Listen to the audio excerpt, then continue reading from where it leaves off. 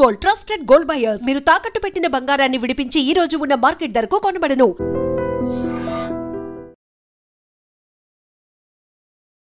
మెల్లగా తెల్లారిందో ఎలా, వెలుతురే తెచ్చేసిందో ఇలా.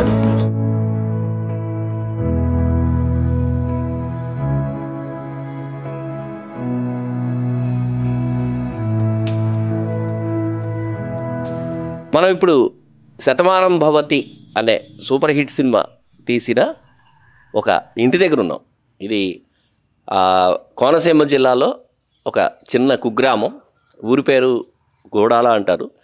ఈ గ్రామంలో శతమానం భవతి అనే సినిమా మొత్తం షూటింగు ఇదే ఇంట్లో, మొత్తం షూటింగ్ అంతా ఇక్కడే జరిగింది. అలాగే ఈ ఇంటికి సంబంధించిన చరిత్ర ఏంటంటే, ఇది పోలిశెట్టి వారి ఇల్లు. వాళ్ళు 100 సంవత్సరాల క్రితం 4 ఇళ్ళు ఒకేలాంటివి 4 ఇళ్ళు అన్నదమ్ములకి కట్టారు. ఇలా వరుసగా ఉంటాయి. అంతకు ముందు ఒకటి ఉండేది, అది ఈ మధ్యకాలంలోనే దాన్ని తీసేశారు, డిమాలిష్ చేశారు అని చెప్తున్నారు. ఇది రెండో ఇల్లు. ఈ రెండో ఇల్లు పోలిశెట్టి వారి సంతానంలో మొదట అయింది.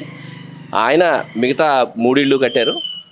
ఈ ఇంట్లో మొత్తం సినిమా షూటింగ్ అంతా కూడా ఈ ఇంట్లోనే జరుపుకున్నారు. అంటే ప్రకాష్ రాజ్కి సంబంధించిన మొత్తం సీన్లు కావచ్చు, కుటుంబానికి సంబంధించిన సీన్లు కావచ్చు, మొత్తం అన్నీ కూడా ఇక్కడే తీశారు. ఈ సినిమా హిట్ అయిన తర్వాత ఈ ఇల్లు ఒక రకంగా సినిమా వాళ్ళకి సెంటిమెంట్ అయింది. నిజానికి సెంటిమెంటు సక్సెస్ అయినట్టే లెక్క. ఎందుకంటే శతమానం భవతికి ముందు ఇక్కడ దీని వెనకాలే మనం చూస్తున్నాం. తర్వాత దీని వెనకాలే ఇంకో ఇల్లు ఉంది. ఆ ఇల్లు కూడా అష్టాచెమ్మ అనే సినిమా తీశారు. ఇంద్రగంటి మోహన్ కృష్ణ డైరెక్షన్లో నాని నటించిన అష్టాచెమ్మ అనే సినిమా మొత్తం ఈ వెనకాలన్న ఇంట్లో తీశారు. అక్కడ కూడా వెళ్దాం. అది ఆ సినిమా హిట్ అవ్వడం. రెండోది ఏంటంటే, ఈ పల్లె వాతావరణము ఒక కుటుంబానికి సంబంధించిన వాతావరణము కావాలి కాబట్టి ఆ యూనిట్ మళ్ళీ ఈ ఇంటిని సెలెక్ట్ చేసుకుంది. ఇదిగో ఇప్పుడు ఇక్కడ మనం చూస్తున్నాము. ఇవి ఈ సినిమా అంటే అంతకుముందు లేదు, కానీ సినిమా షూటింగ్ సందర్భంగా ప్రకాష్ రాజు పిల్లలు క్యారెక్టర్స్ ఆర్టిస్టులు ఎవరైతే ఉన్నారో వాళ్ళు సినిమాలో భాగంగా ఇక్కడే కూర్చుని కబుర్లు చెప్పుకోవడము, మాట్లాడుకోవడము, ఇలాంటి సీన్లన్నీ ఇక్కడే తీశారు. జయసుధ లోపల నుంచి వచ్చి వాళ్ళకి కాఫీలు అందించడము, అలాగే తాను అలగడము, అలిగి ఈ పిల్లలతోటి మాట్లాడకుండా లోపలికి వెళ్ళడము, ఇలాంటివన్నీ చేశారు. ఇదిగో ఇప్పుడు మనం ఇక్కడ చూస్తున్నాం. ఈ కుర్చీ, ఇది పడక కుర్చీ అంటారు. ఈ కుర్చీని కూడా, ఈ కుర్చీ వేళదే. ఈ కుర్చీని ప్రకాష్ రాజు చాలా, అంటే సినిమాలో భాగంగా చాలా ఎక్కువసేపు ఈయన పడక కుర్చీలోనే ఉన్నారు. అలాగే ఇలాంటి సోఫాలు, అంటే అప్పటికప్పుడు ఈ చెక్కతో చేసిన సోఫాలు కూడా దీన్ని తయారు చేశారు. ఇక్కడే చాలా, అంటే సినిమాకి ప్రాణం అనిపించే 4-5 సీన్లు ఇక్కడే తీశారు. ఒక తనికెళ్ళ భరణి తన కూతురు అల్లుడిని తీసుకురావడము, వాళ్ళకి ఈ ప్రకాష్ రాజు జీవితం అంటే ఏంటి, దాంపత్యం అంటే ఏంటి అనే విషయాలు వివరించడం, అలాంటి సీన్లన్నీ కూడా ఇక్కడే జరిగాయి, దీని దగ్గరే జరిగాయి. అలాగే ఈ మండువా ఇల్లు, ఇది మండువా ఇల్లు కావడం వల్ల ఆ మండువా ఇంటికి సంబంధించిన షాట్లు కూడా ఇక్కడే తీశారు. ఇక ఈ గదిని వాడుకున్నారు. పోలిశెట్టి వెంకట నరసింహారావు ఆయన తరానికి సంబంధించినవి. వీటిని సినిమాలో అంటే షూటింగ్ జరుగుతున్నప్పుడు కొంతకాలం మాత్రం వీటిని తొలగించి సినిమాకి సంబంధించిన ఏవో పెట్టుకున్నారు. అయితే ఇప్పుడే ఇంతకుముందే చెప్తున్నారు, ఇది మండువా లోగిలి. ఈ మండువా లోగిలి ఈ తరంలో చూడడం కష్టం. మనం అంటే ఆధునికమైన తరానికి సంబంధించిన మనుషులే అయినప్పటికీ ఇంటిని మాత్రం ఎవరూ మార్చలేదు. 100 సంవత్సరాల క్రితం కట్టిన ఇంటిని అలాగే ఉంచారు. ఆ సాంప్రదాయాన్ని వాటినన్నింటినీ ఇప్పటికీ అలాగే కొనసాగిస్తున్నారు. ఈ గదులన్నింటినీ ఇక్కడ వీళ్ళు సినిమా షూటింగ్లో భాగంగా వాడుకున్నారు. కొన్ని షాట్లు ఈ మండువా లోగిలో ఉన్న చోట కూడా కొన్ని షాట్లు తీశారు. అలాగే ఈ పిల్లలు వాళ్ళ అమ్మమ్మతోటి నాయనమ్మతోటి మాట్లాడడము, అలాంటి సీన్లన్నీ కూడా ఈ గదిలోనే తీశారని చెప్తున్నారు. ఇక్కడ ఇదిగో ఈ వంటిల్లు కింద ఈ రూమ్ని వాడుకున్నారు. అంటే జయసుధకి సంబంధించిన వంట పనులు అలాంటివన్నీ కూడా సినిమాలో కనపడుతూ ఉంటాయి. ఆవిడ వంట వండడము కానీ, క్యారెక్టర్ కాఫీ కలపడము ఇలాంటివన్నీ కనపడుతూ ఉంటాయి, సీన్లు ఉంటాయి. ఆ సీన్లన్నీ కూడా ఇక్కడే వాడుకున్నారు. అలాగే సినిమాలో జయసుధ అలగడము, అలిగి పెరట్లోకి వెళ్ళి కూర్చోవడము, అలాంటి సీన్లు ఇక్కడ ఈ సీన్లన్నీ ఇక్కడ ఈ దీంట్లోనే వాడుకున్నారు. ఇది ఈ ఇంటి గొప్పతనం. అయితే ఇంటికి 100 సంవత్సరాల చరిత్ర ఉంది. ఇది పల్లెటూరు కావడము, ఎక్కడ షూటింగ్ వచ్చిన వాళ్ళు ఎవళ్ళు కూడా ఎక్కడ ఇబ్బంది పెట్టలేదు. పొద్దున్న 6:30కి షూటింగ్ వచ్చేవారు, ఇక్కడే పక్కనే టిఫిన్లు చేసుకునేవారు. అలాగే మధ్యాహ్నం భోజనాలు కూడా ఇక్కడే తయారు చేసుకునేవారు. సరిగ్గా సాయంత్రం 5-5:30 అయ్యేటప్పటికి షూటింగ్ ముగించుకుని పొద్దున్న ఉన్న ఇల్లు ఎలా ఉందో అలాగే నీట్గా చేసి వెళ్ళిపోయేవారు. ఇప్పుడు ఇది చూస్తున్నాం, ఇది అష్టాచమ్మ నాని హీరోగా వచ్చిన ఇంద్రగంటి మోహన్ కృష్ణ తీసిన సినిమా ఇది. ఈ సినిమా వల్ల ఈ ఇల్లు తెలిసింది. ఈ సినిమా మొత్తం ఇక్కడే తీశారు. అష్టాచమ్మ సినిమాలో ఎక్కువ భాగం పల్లెటూరుకి సంబంధించిన ఎక్కువ భాగం ఇక్కడే తీశారు. ఇక్కడ తీసిన తర్వాత ఈ ఇల్లుంది, అలాగే దీని ముందు ఇంకో ఇల్లుంది అని నిర్మాతలకు తెలియడంతో ఆ ఇన్ఫర్మేషన్తో శతమానం భవతి ఇల్లు మొత్తం వాడుకున్నారు. వీళ్ళు పొద్దున 6ంటికి వచ్చేవారని చెప్తున్నారు. 6 నుంచి సాయంత్రం 5 వరకు షూటింగ్ చేసుకుని చక్కగా ఇంటిని ఎలాంటి ఇబ్బందులు లేకుండా చేసి మళ్ళీ వాళ్ళకి తిరిగి అప్పగించేవారు అని చెప్తున్నారు.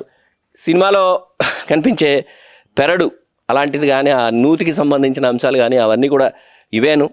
వీటిలోనే ఏది అంటే అన్యాచురల్గా ఏది సృష్టించకుండా, అన్యాచురల్గా కాకుండా న్యాచురల్గా వీటన్నిటిని వాడుకున్నారు. అంటే సినిమాల్లో మనం చూస్తాము సాధారణంగా అన్యాచురల్ థింగ్స్ పట్టుకొచ్చి అక్కడ పెడతారు, వాటిని అలరించడం కోసము అవి చేస్తారు. కాకపోతే ఇక్కడ న్యాచురల్గానే ఉన్నవి, 100 సంవత్సరాలుగా న్యాచురల్గా వీళ్ళు పెంచుతున్న మొక్కలు కావచ్చు, పంటలు కావచ్చు, వాటన్నిటిని కూడా న్యాచురల్గానే వాడుకున్నారు. సినిమాటిక్గా ఎక్కడ చూపించకుండా ఇల్లు ఎలా ఉందో అలాగే వాడుకోవడం వల్ల సినిమా చూసే ప్రతి వాళ్ళు కూడా ఈ సినిమాని తమ ఇంట్లోనే జరిగింది అనే ఒక ఫీల్తో చూడడం వల్ల అది సూపర్ హిట్ అయింది. ఇది అష్టాచమ్మ సంబంధించిన ఇల్లు ఇది. ఈ ఇంట్లో కూడా మనం ఒక మాట వెళ్దాము, వెళ్ళి ఈ ఇల్లు ఎలా చేశారు, అసలు ఏంటి, ఏమైనా మార్పులు అవి చేశారా, ఇవన్నీ ఇక్కడ ముగ్గులు అన్నీ వేశారు. ఇవన్నీ కూడా వాళ్ళు చేసుకున్నవే. సినిమాకి సంబంధించి అష్టాచమ్మ ఇందాక అనుకున్నట్టు మోహన్ కృష్ణ డైరెక్షన్లో వచ్చిన సినిమా. ఇవన్నీ ఇలాగే ఉన్న ఇల్లు, ఇలాగంటి ఇల్లునే ఇలాగే వాడుకున్నారు. ఇది సినిమా తీసి చాలా కాలం అయింది కాబట్టి వీళ్ళు ఇప్పుడు ఎవరైతే ఇంటి యజమానులు ఉన్నారో వాళ్ళు వాడుకుంటున్నారు. ఇది ఈ త్రాసు బహుశా ఈ తరంలో ఇలాంటి త్రాసు మనం చూడలేము. ఇది ధాన్యం కొలవడము వాటి కోసం అని తయారు చేసుకున్న, ఆనాడు ఎప్పుడో తయారు చేసిన త్రాసు. ఈ భోగి మంటలు ఇవన్నీ కూడా అప్పటివైనా చెప్తున్నారు ఇందాక. అంటే వీళ్ళ ఇంట్లో పిల్లలు ఎవరు లేకపోవడము, దీన్ని వాడకపోవడం వల్ల వాటిని పక్కన పెట్టేశారు. అలాగే ఈ శతమానం భవతిలో సంక్రాంతి సంబరాలకి సంబంధించిన పాట, దాన్ని కూడా ముందు ఇంటి ముందున్న స్థలంలోనే చిత్రీకరించారు. అలాగే కొన్ని పొలాల మధ్య కొన్ని షాట్లు ఉంటాయి హీరోయిన్కి మధ్య, అలాగే హీరోయిన్కి వాళ్ళ మేనమావలకి, హీరోయిన్కి వాళ్ళ బాబాయిలకి మధ్య కొన్ని సీన్లు జరుగుతాయి. హీరోకిను మిత్రులకి కలిసి సంబంధించిన కొన్ని సీన్లు ఉంటాయి. అవి కూడా ఇదే ఊర్లో వీళ్ళ పొలాల్లోనే, వీళ్ళకి సంబంధించిన ఈ పోలిసెట్టు వారి పొలాల్లోనే వాటిని కూడా చిత్రీకరించారు. అంటే మొత్తం సినిమా శతమానం భవతి మొత్తం సినిమా అంతా పోలిసెట్టు వారి ఇంట్లోనూ వారి పొలాల్లోనూ జరగడం. ఆయన ఇక్కడే ఉన్నారు, మనం అడుగుదాం ఆయన్ని, ఆయన అభిప్రాయం ఏంటి, ఆయన అలా ఫీల్ అవుతున్నారు. సార్ నమస్తే సార్. నమస్తే. నా పేరు భాస్కరరావు అండి, పోలిసెట్టి. ఇది మా తాతయ్య గారు వాళ్ళు కట్టించిన ఇల్లు.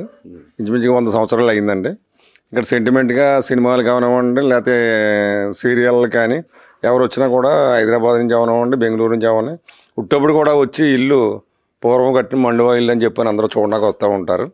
మేమంతా కూడా చాలా హ్యాపీ ఫీల్ అవుతాం. వచ్చిన వాళ్ళందరికీ కూడా మేము మా ఇల్లు మనం రాకూడదని అలాగే ఉండకుండా, మేము లేకపోయినా కూడా మా ఇంట్లో లేడీస్ కూడా మొత్తం అందరికి అవైలబుల్గా అందరికీ అన్ని చూపించి అన్ని మర్యాదలు చేసి పంపిస్తారు. అంటే కోనసీమ అనేది మర్యాదకు ప్రతీక కదా, ఇక్కడ మర్యాదలు ఎక్కువ. ఈ మర్యాదలో భాగంగా షూటింగ్ వచ్చిన వాళ్ళందరినీ మీరు ఎలా చూసుకున్నారు? వాళ్ళు మేము కూడా బాగా కలిసిపోయామండి. వాళ్ళు కూడా ఎప్పుడు మాకు ఇబ్బంది లేదు, మా వల్ల వాళ్ళకి ఇబ్బంది లేదు.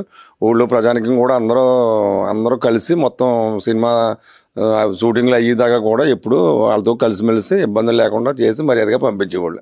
అంటే సినిమా అయిన తర్వాత మళ్ళీ ఏమైనా వాళ్ళు కలవడం కానీ మా మోల్లో మాట్లాడడం కానీ?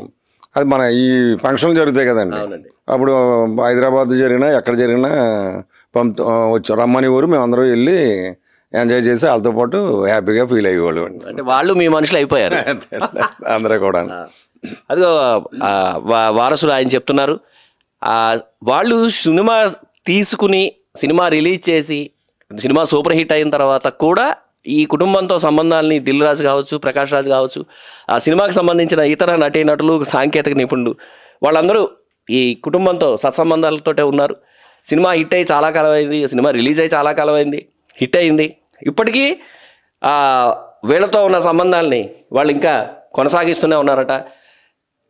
ఇది ఈ ఇంటికి సంబంధించిన సినిమా.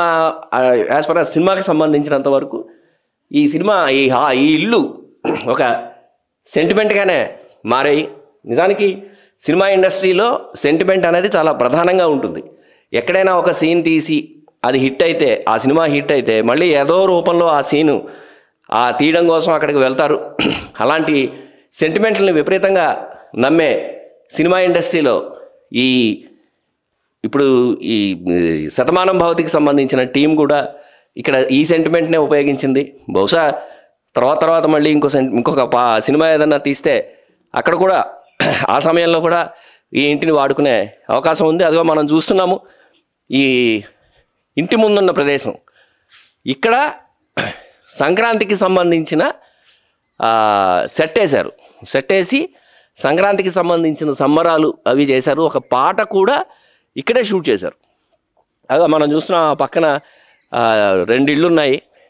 ఆ ఇల్లు కూడా ఈ 4 ఇళ్లలో భాగమే. ఇదొక ఇల్లు, అదొక ఇల్లు, దాని పక్కన ఒక ఇల్లు ఉంది. ఈ 4 ఇళ్ళు 100 సంవత్సరాల క్రితం కట్టారు. 4 అన్నదమ్ములు కూడా పక్కనే కట్టుకున్నారు. పక్కనే వాళ్ళ ఫాదర్స్ ఎవరైతే ఉన్నారో వాళ్ళ అన్నదమ్ములు వాళ్ళు కట్టారు. ఇప్పటికీ ఈ ఇంటిని పవిత్ర దేవాలయంగానే వాళ్ళు భావిస్తున్నారు. అలాగే ఇక్కడికి ఎవరు వచ్చినా విసుక్కోకుండా శతమానం భవతి ఇల్లు చూస్తాము అని ఎవరొచ్చినా వీళ్ళు ప్రతి గది కావచ్చు, ఎక్కడెక్కడ ఏ సీన్లు జరిగాయి, వాళ్ళతో వీళ్ళకున్న అనుబంధాలు ఏంటి, అవన్నీ కూడా వీళ్ళు ఓపికగా చెప్తున్నారు. ఈ మిషన్కి సంబంధించి నరేష్, ఆయన అందులో ఒక హాస్య క్యారెక్టరు, ఆయన దీన్ని వాడుకున్నారట. అలాగే ఇక్కడ పొలానికి సంబంధించిన పనులు అవన్నీ ఈ సినిమాలో చాలా కనబడతాయి. అవన్నీ కూడా వీళ్ళకి సంబంధించిన ఎడ్ల బళ్ళు, వీళ్ళకి సంబంధించిన వాహనాలు, వీళ్ళకి సంబంధించిన యంత్రాలు, వాటితోటే తీశారు. వాటిని కూడా ఉపయోగించుకున్నారు. చిత్రం ఏంటంటే మామూలుగా ఎక్కడైనా సినిమా షూటింగ్లు అవి ఇవి జరిగితే ఏదైతే వాడుకుంటారో అక్కడ ఆర్థికంగా వాళ్ళు అడగడము, వాళ్ళు ఇవ్వడం అలాంటివి ఉంటాయి. కానీ ఇక్కడ మాత్రం అలాంటిది ఏం లేదు. మర్యాదగా వాళ్ళు సినిమా నిర్మాతలు వాళ్ళు అడిగారు, అంతే మర్యాదగా వాళ్ళు దాన్ని తిరస్కరించి, కాదు మీరు సినిమా షూటింగ్ చేసుకోండి, మా వైపు నుంచి మేము చేతనైనంత సాయం మేము చేస్తాము అని చేశారు. అలాగే చెప్పారు. అందుకనే బహుశా ఆ ఇద్దరికి మధ్య, చిత్ర యూనిట్కి ఈ కుటుంబానికి మధ్య సంబంధాలు ఇప్పటికీ చాలా అన్యోన్యంగా ఉన్నాయి అని వాళ్ళే చెప్తున్నారు. కెమెరామెన్ రెడ్డి శ్రీనివాస్తో ముక్కామల చక్రధర్, ఐ డ్రీమ్ ప్రత్యేక ప్రతినిధి. మెల్లగా తెల్లారిందో ఎలా వెలుతురే